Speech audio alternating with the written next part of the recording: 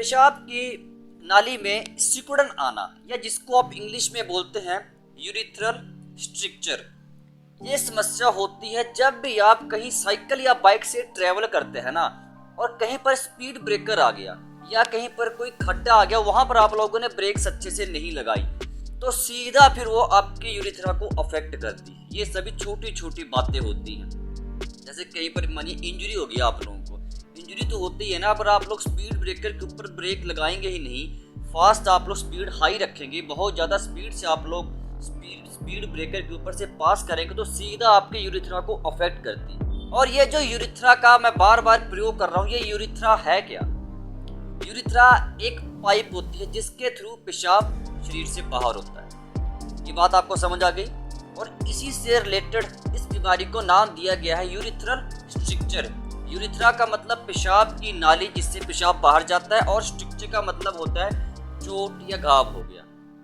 मतलब पेशाब की नाली में कोई चोट लग गई, घाव हो गया, जिसकी वजह से पेशाब की नाली में सिकुड़न आके पेशाब बाहर नहीं जा रहा है, पेशाब आपका रुक रुक कर बाहर आ रहा है, बूंद बूंद करके बाहर आ रहा है। अच्छा, 6 महीने आप लोग अगर मैक्सिमम मेरे कहने से 3 उपाय कर लेंगे, सर्जरी तो लास्ट ऑप्शन आप लोगों के पास है ही, वो तो आप लोग फिर करवा सकते हैं। लेकिन अगर 3 से 6 महीने तक लगातार आप मैं जो घरेलू उपाय बताऊंगा 3 वो कर लें और आपको असर दिख जाए, फायदा हो जाए, तो फिर आप लोग सोचिए आप सर्जरी से बच सकते हैं। बहुत बड़ी बात बोल रहा हूँ मैं। सर्जरी तो लास्ट ऑप्शन है ही, वो करवा सकते हैं, लेकिन अगर 3 से 6 महीने आप लोग मेरे कहने से कर लेंगे तो हो सकता है आप लोगों को काफ़ी ज़्यादा असर देखने को मिले।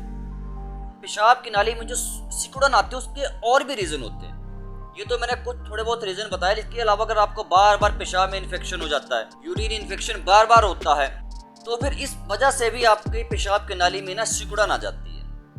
समझिए बात को, इतना आप लोगों को समझ आ गया कि क्या क्या इसके रीजन होते हैं, मेन रीज़न क्या क्या है। ये मेन रीज़न मैंने आप लोगों को बता दिए, और लक्षण आप लोगों को पता है, पेशाब रुक कर आएगा, पेशाब करने में जलन होगी, सब लक्षण होते हैं।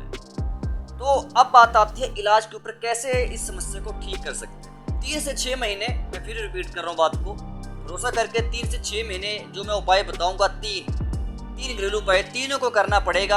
आपको 150% रिजल्ट देखने को मिलेंगे, वो भी इफेक्टिव, प्रभावशाली असर। फिर उसके बाद अगर आप चाहते हैं, अगर आपको तब भी फर्क नहीं पड़ता तो देखिए सर्जरी तो आप लोगों का लास्ट ऑप्शन है ही, वो आप लोग करवा सकते हैं अपने यूरोलॉजिस्ट के पास जाकर, उनसे कंसल्ट करें। देखिए सबसे पहला उपाय, आप लोगों ने पत्थर चटा के पत्ते सुबह खाली पेट 2 पत्ते खाने शुरू कर देने, पत्थर चटा के पत्ते। और मैं उम्मीद करता हूं कि अगर आप लोग भारत के रहने वाले हैं और अपनी आयुर्वेदिक पद्धति में घरेलू उपाय में भरोसा रखते हैं, जड़ी बूटियों में, तो आप लोगों को मुझे बताने की जरूरत बिल्कुल भी नहीं होगी पत्थर चटा के क्या फायदे होते हैं। दूसरा काम, आप लोगों ने गोक्षुरादि गुग्गुल की टैबलेट्स 2 सुबह 2 रात को भोजन करने के बाद लेनी है, गुनगुने पानी के साथ। गोक्षुरादि गुग्गुल 2 काम बताए। तीसरा काम, ये आपको तीनों काम करने पड़ेंगे। तीसरा, गोखरू का काढ़ा लेना है, उसमें आपको काले तिल मिला के वो काढ़ा बनाना है।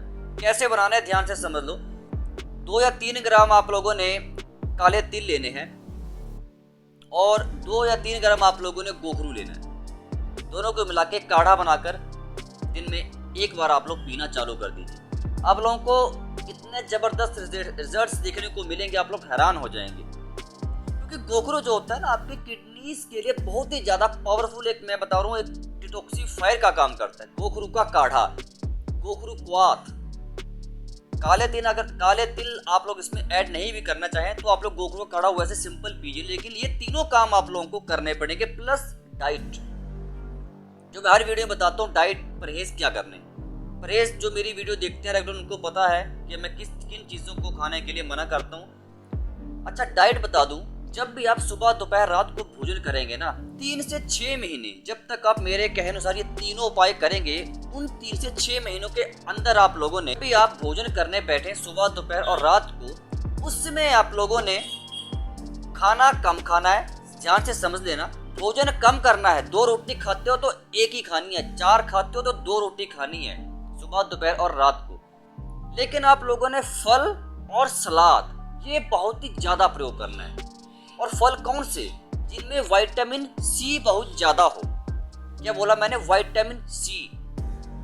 संतरा हो गया, मौसमी हो गया, ये सब, लेमन हो गया, नींबू, ये सब आपने बहुत ज़्यादा यूज़ करने हैं। और सलाद में आप लोग किसी भी तरह का सलाद ले लो। तो ये सब छोटी मोटी चीज़ें हैं, अगर आपको असर दिखेगा तो आप लोग सर्जरी से बच सकते हैं। Otherwise last option is surgery. But आप लोगों को अगर असर नहीं दिखता है 3 से 6 महीनों के अंदर अंदर, तो उसके बाद आप लोग अपने यूरोलॉजिस्ट के पास जाइए, उनसे कंसल्ट कीजिए कि सर हमें ऐसी प्रॉब्लम है, फिर आप लोगों को अच्छे तरीके से एडवाइस देंगे। उम्मीद करता हूँ आप लोगों को समझ आ चुका होगा कि पेशाब की नाली में सिकुड़न क्यों आती है और कैसे इसको हम कंट्रोल कर सकते हैं घरेलू उपायों के द्वारा। और साथ में डाइट क्या लेनी वो मैंने आप लोगों को बता दिया। भोजन कम करना है, सलाद और फल बहुत ही ज़्यादा मात्रा में खाने, स्पेशली विटामिन सी से भरपूर। वीडियो अच्छी लगी हो लाइक कीजिएगा, शेयर कीजिएगा, चैनल को सब्सक्राइब करना आप लोग भूल जाते हैं, चैनल को सब्सक्राइब भी कर लीजिएगा।